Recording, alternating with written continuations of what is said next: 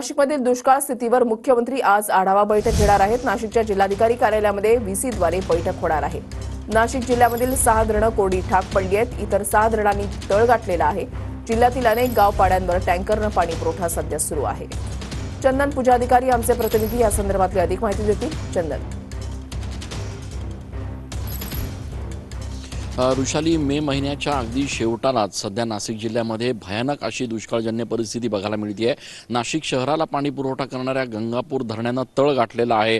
अगदी 25% एवढाच नाशिकच्या गंगापूर धरणामध्ये पाणीसाठा शिल्लक आहे। जर इतर धरणांचा आपण विचार केला तर जिल्ह्यातले 6 धरणं असे आहेत की ज्यांच्यामध्ये आता अवघ्या 16% पाणीसाठा शिल्लक आहे सरासरी।